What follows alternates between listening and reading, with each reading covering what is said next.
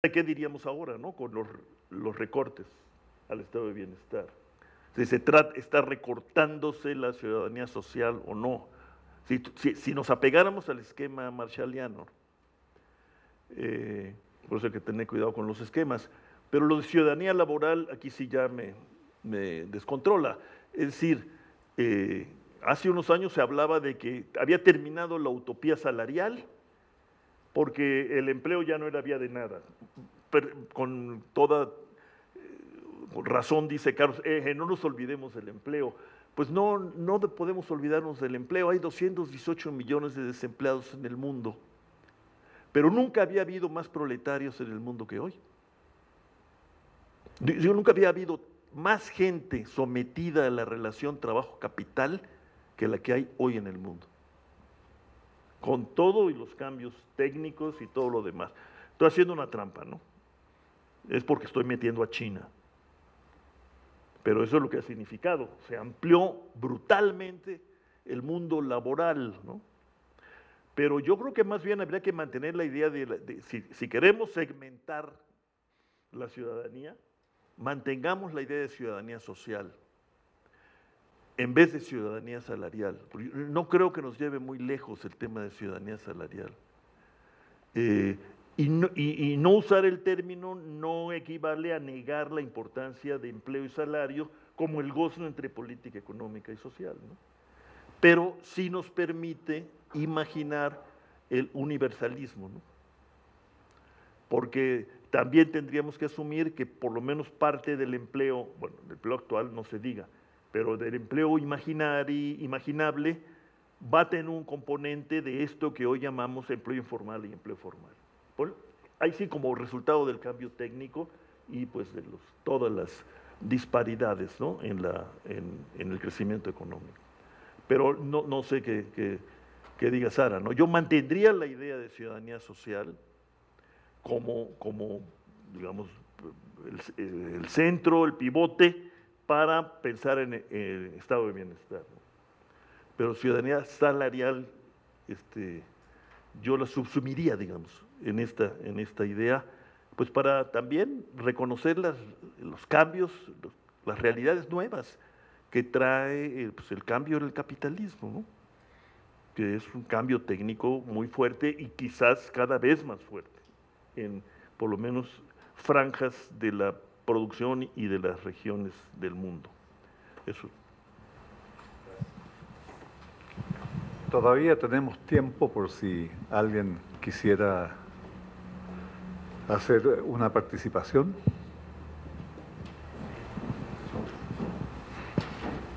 Y un poco una intervención en términos de la preocupación por la segmentación, por esto que se apuntaba de la institucionalización de ese modelo dual, pero también de las posibilidades reales de remover esa situación cuando esta institucionalización de la dualidad, en el caso, por ejemplo, de los programas de transferencias monetarias o del propio Seguro Popular, que hacemos muchas críticas, hay muchos, digamos, evidencias de lo limitado que son, pero como lo señalaba Enrique Valencia, resuelven algunas cosas concretas de las poblaciones.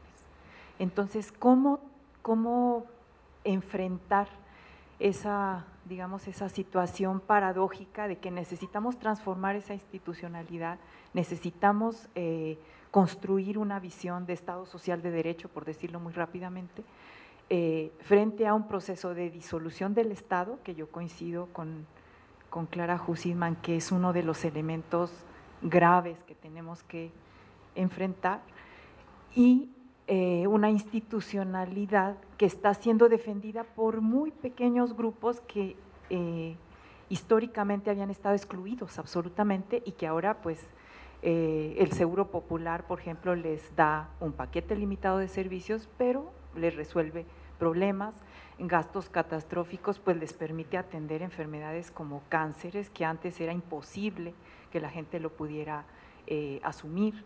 O sea, ¿cómo hacer esta cosa de doble vía porque lo que dan ganas es de prender un cerillo y dinamitar, ¿no?, esta institucionalidad para transitar a otra forma de respuesta social.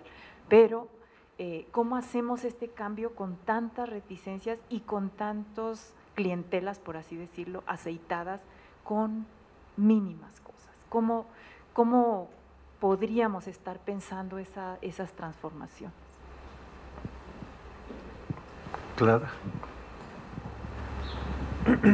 Bueno, un poco frente a las presentaciones de Carlos y Enrique, viendo estas diferencias entre Brasil y México, yo creo que los dos estados llegaron a tener una institucionalidad estatal fuerte, que se fue deteriorando. Interesantemente, en Brasil tenían una estatalidad municipal muy poderosa, cosa que aquí en México nada más no hemos logrado desarrollar. A veces los municipios tenían mejores niveles de retribución que los funcionarios federales. O sea, había una estructura institucional municipal importante.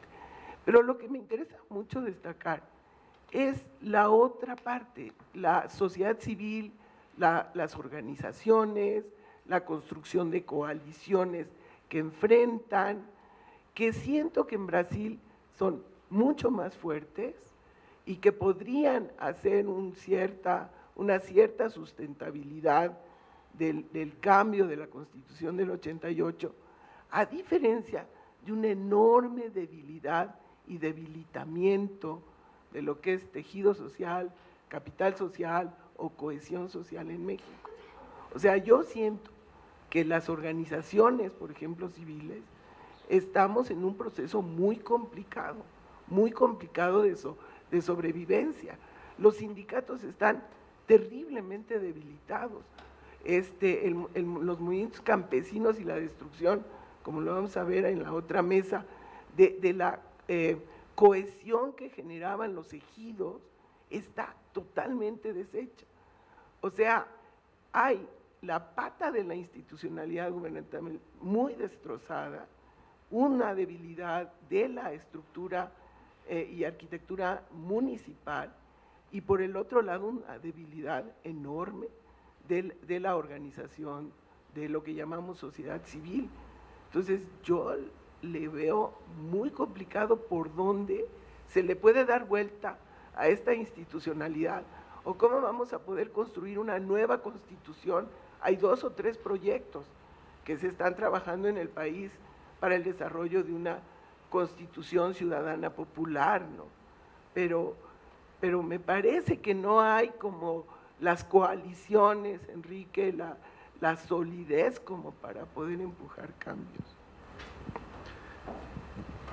Sí, Manuel. Sí, a propósito de lo que se está debatiendo y de la presentación de Carlos, me pregunto si no también la comparación con la situación brasileña no contribuye a superar algunas oposiciones, desde mi punto de vista, falsas que hemos venido construyendo en la discusión mexicana. Pongo un ejemplo, la contraposición entre seguridad contributiva y no contributiva, donde me parece que el sistema de salud unificado de Brasil tiende justamente a superar estos dilemas, o bien, tomando el mismo ejemplo, la contraposición que de alguna manera alcanzo a ver entre gobierno federal entendido como la nación y el gobierno estadual y municipal, ¿no? Donde creo que también ahí la participación de los diversos órdenes de gobierno en la procura y en la responsabilización de la seguridad social en brasileña son hipótesis que creo que valdría la pena explorar de cara a la discusión en nuestro país.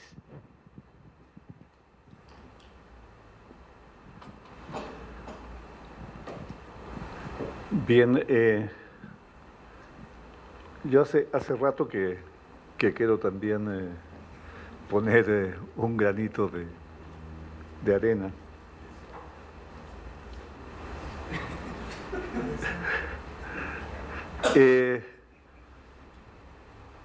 La presentación de Carlos Barbas, citando a Fernando Filgueira, le llamaba la atención, pero a mí no, que lo que ocurra en Brasil, Argentina, Uruguay y Chile es América Latina, ¿no? Siempre ha sido así, es decir, lo sé por experiencia propia. Pero allí aparece un tema que me quedó dando vuelta, y es el papel de las élites, que por lo demás están planteadas en términos muy generales, ¿no? Sin distinción si eran élites políticas, económicas, intelectuales o de qué tipo, y la política social. Me da la impresión de que es un tema que está como entre nosotros un poco olvidado. Y especialmente si ponemos el acento en el proceso de transformación de las élites, que tuvo lugar desde los inicios de las reformas estructurales en los años 80. Es decir, ¿hasta qué punto, sería la pregunta, el tipo de política social que estamos viviendo es una manifestación de la imposición de un tipo de élite sobre otras? Y no hablo de clases, porque como también habría que hablar de las élites intelectuales, hablar de las clases intelectuales no es, creo, muy apropiado. Entonces ahí hay una discusión que tuvimos por mucho tiempo, en los años 70, 80, que estaba planteada en términos de clases sociales, y como que fue saliendo del ámbito de discusión, y es probable que tenga una relación bien estrecha mirada como élites, modelo económico que impulsan, tipo de política social que promueven. Dejo el...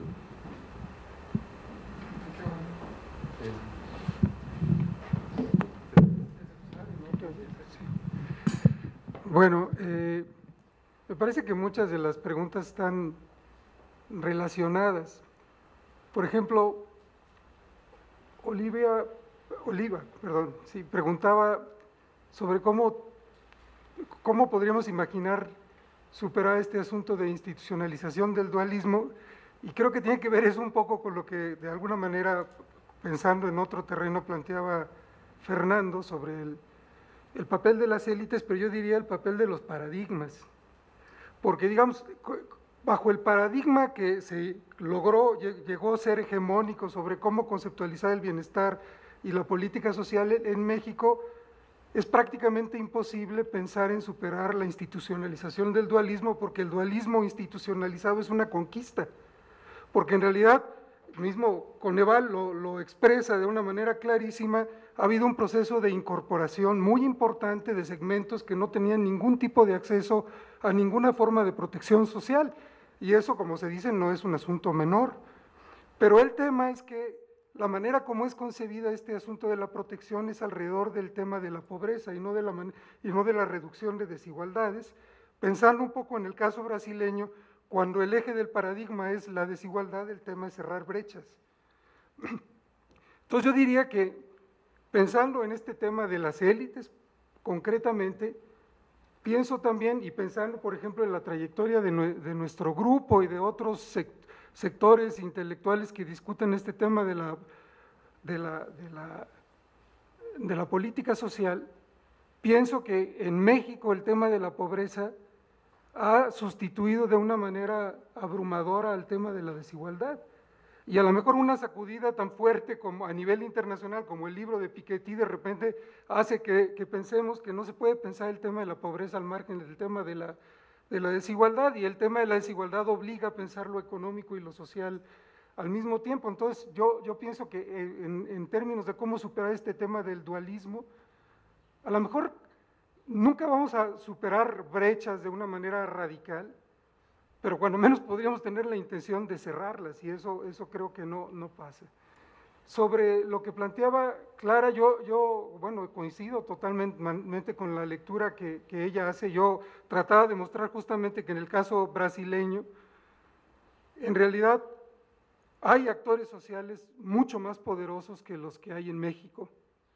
Y eso, por supuesto, plantea la discusión bueno, digo, podemos más o menos documentar cómo es que se fue destruyendo el tejido social en México y cómo se fue desorganizando y pues bueno, un poco la historia ya la presenté muy a la carrera, pero digamos un tema importantísimo es qué factor podría, y esto tiene que ver justamente también con lo que planteaba hace un momento Fernando, sobre qué tipo de élites o qué tipo de trabajos serían cruciales para poder remontar esto. Y yo pienso que, cuando menos en el espacio donde nosotros estamos, el tema es básicamente un tema paradigmático.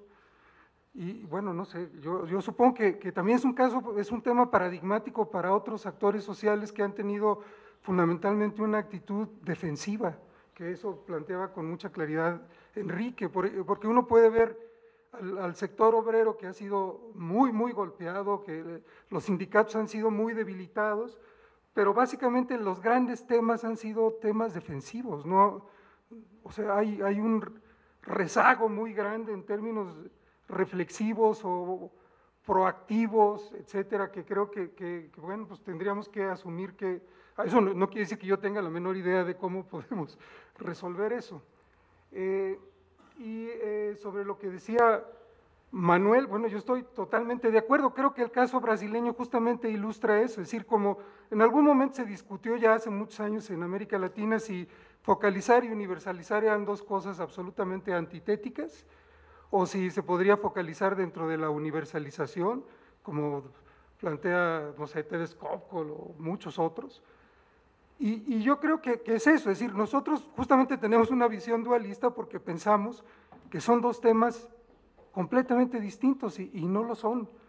O sea, el tema es cómo, y estoy totalmente de acuerdo con lo que mencionaba hace un momento Rolando, sobre la idea de ciudadanía social. Construir ciudadanía social es un tema que tiene muchas puertas de entrada, no una sola, pero en realidad deberíamos llevar a una puerta que implicara cerrar brechas, ¿no? Y eso creo que es un debate que todavía tenemos que dar, cuando menos nosotros, no me atrevería yo a decir qué alternativas hay en otras instancias, ¿no? Pues eso es lo que tendría que decir.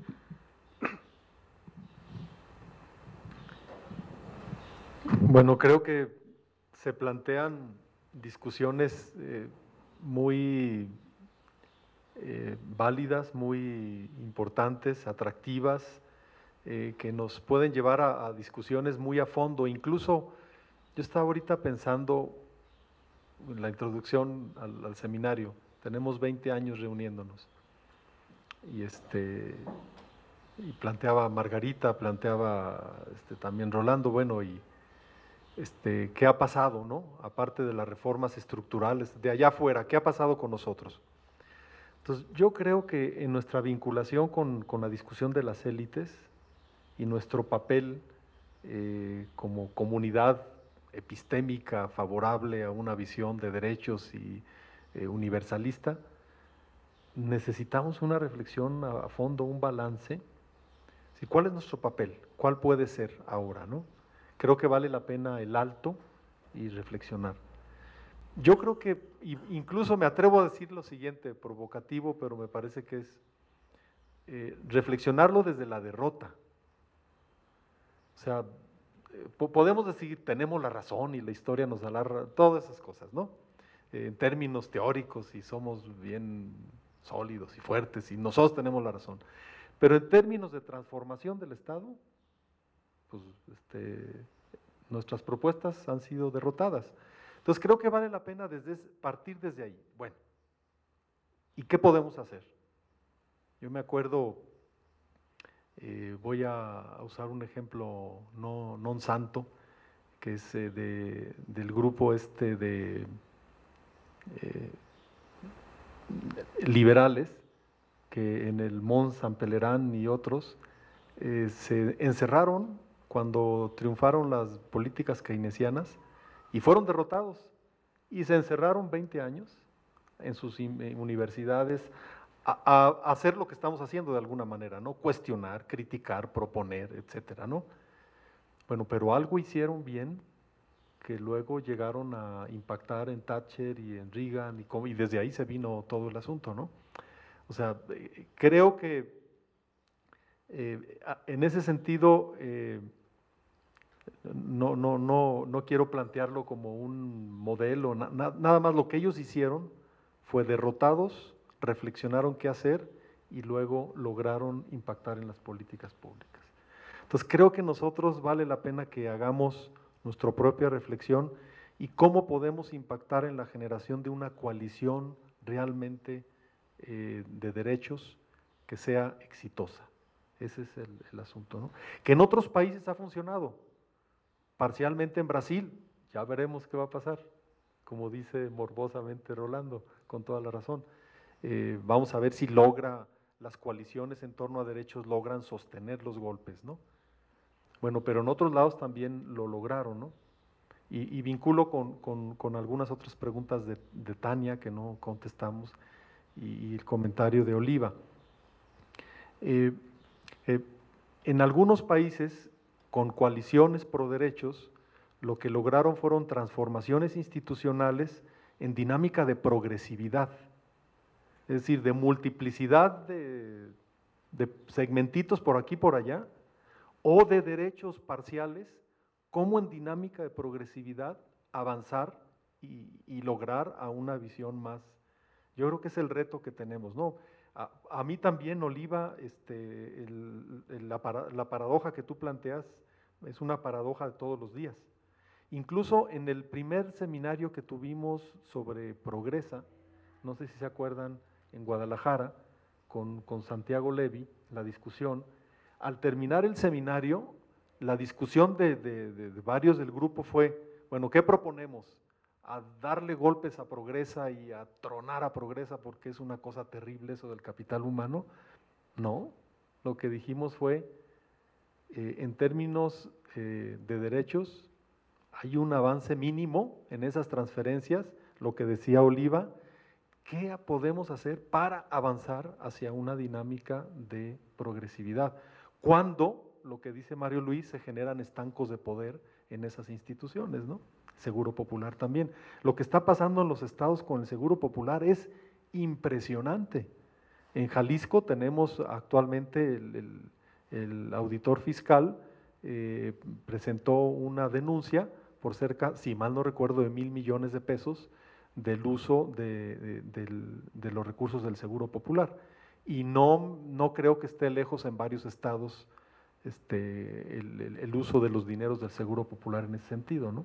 Entonces, bueno, ¿qué hacer en esa dinámica con esos cotos de poder para avanzar en una dinámica de progresividad y de impacto en políticas públicas?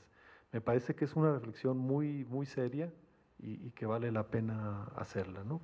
Entonces, bueno, creo que vale la pena que pensemos esa pregunta, yo por lo menos me la planteo, ¿cómo podemos impactar en la generación de una coalición exitosa? Pero yo me atrevo a decir desde nuestra experiencia de derrota. ¿Cómo podemos hacer para tomar esa experiencia y que sea positiva, ¿no?